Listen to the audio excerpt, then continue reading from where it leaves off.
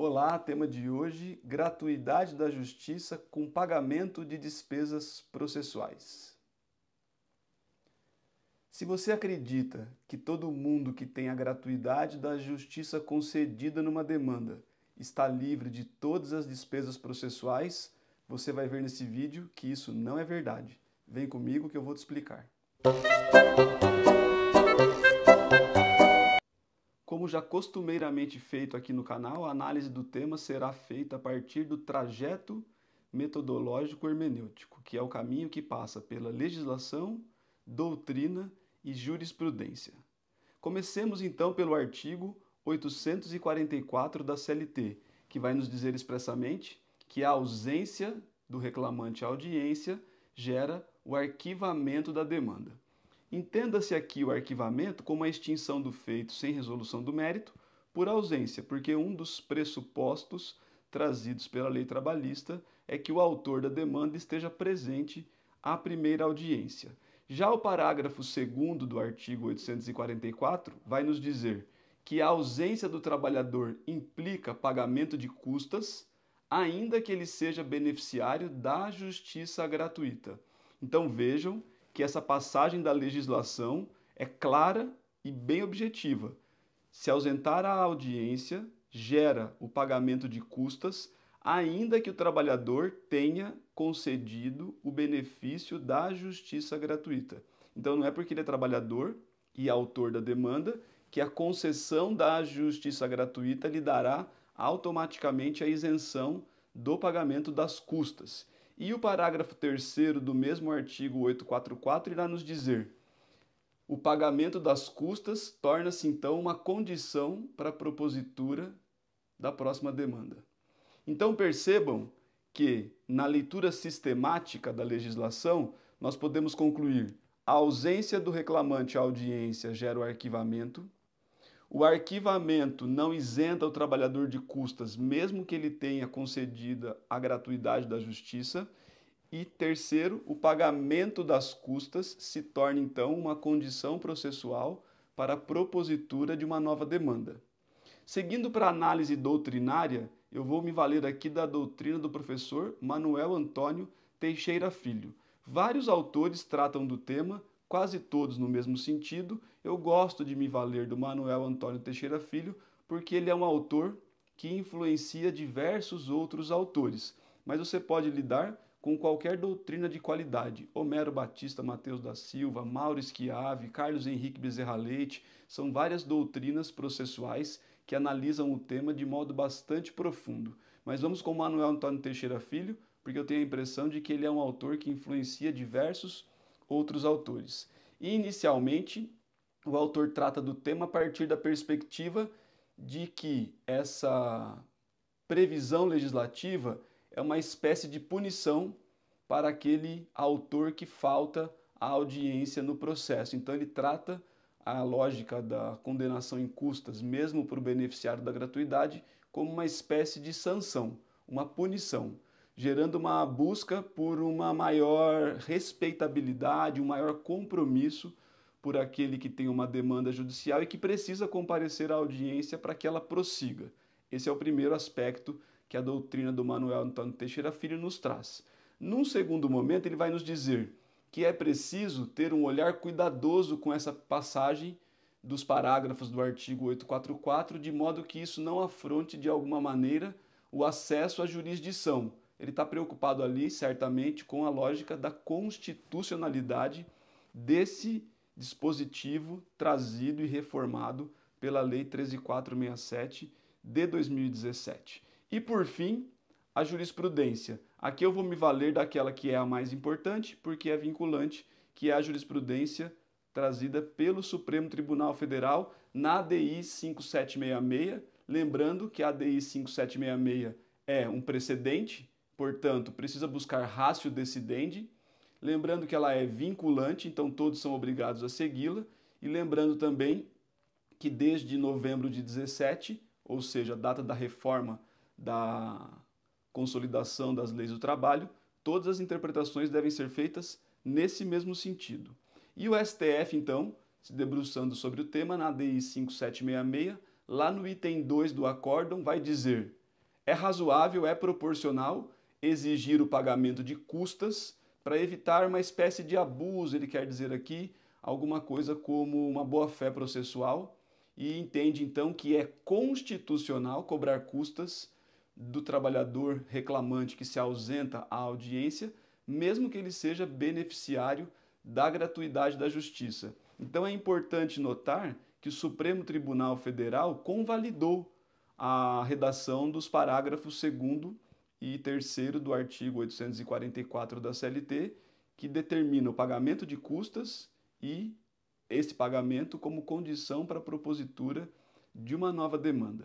Se nós pararmos para analisar analiticamente, o que nós temos de mais concreto é o seguinte: é válida a exigência do pagamento de custas mesmo para quem tem gratuidade.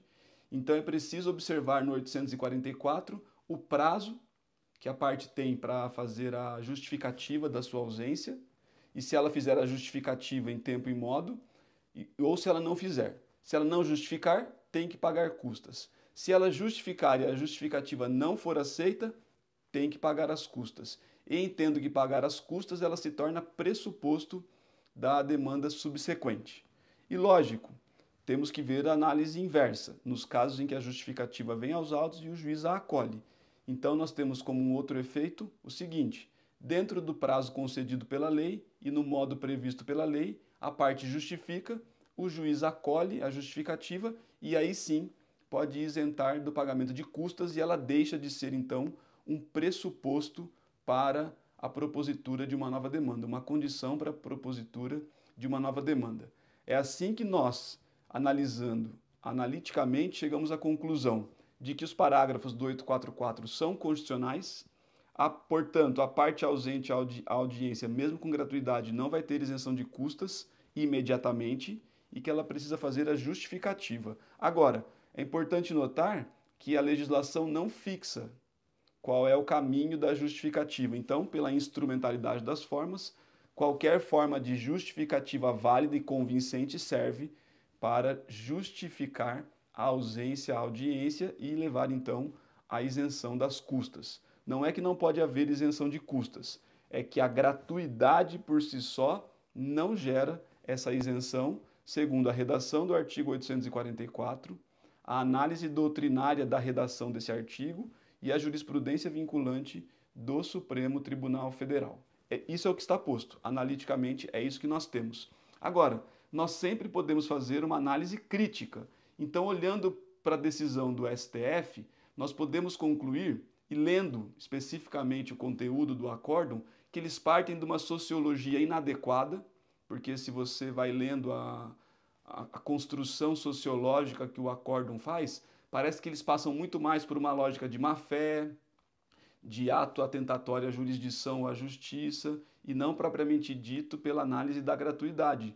E sabe o que é importante? Você não enxerga em outras áreas processuais, em outros ramos do direito, um parcelamento da análise da gratuidade. O que pode acontecer é não haver a concessão da gratuidade. O autor não tem comprovado nos autos a gratuidade. Aliás, a respeito disso, eu fiz um vídeo bastante específico, então eu te convido a assistir aquele vídeo sobre gratuidade da justiça, elementos bem específicos de concessão, ônus da prova, meios de comprovação. Vale muito a pena que você assista aquele vídeo antes desse, para poder compreender bem o que eu vou dizer agora. Gratuidade concedida significa isenção total de despesas do processo, e custas é uma espécie do gênero despesas processuais.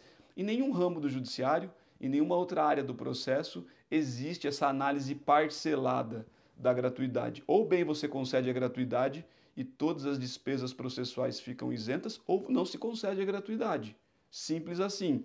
Agora, o Supremo, a pretexto de buscar uma moralização das demandas trabalhistas, e só na seara do processo do trabalho, resolveu dizer que pagar custas é um modo de evitar uma espécie de má-fé, de abuso, de litigância inadvertida por parte dos autores, o que é um equívoco sociológico e um equívoco hermenêutico.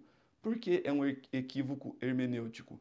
Porque na construção doutrinária do Instituto da Gratuidade da Justiça, e a doutrina naturalmente parte da redação dos textos das leis, pode ser o Código de Processo Civil, pode ser a consolidação das leis do trabalho, a Lei 7.115, ou bem a gratuidade leva à isenção total, ou não há gratuidade concedida. Essa análise pela metade fica muito mais nítido que é uma escolha individual e subjetiva dos julgadores do que uma análise hermenêutica a partir do texto da lei e da doutrina mais autorizada.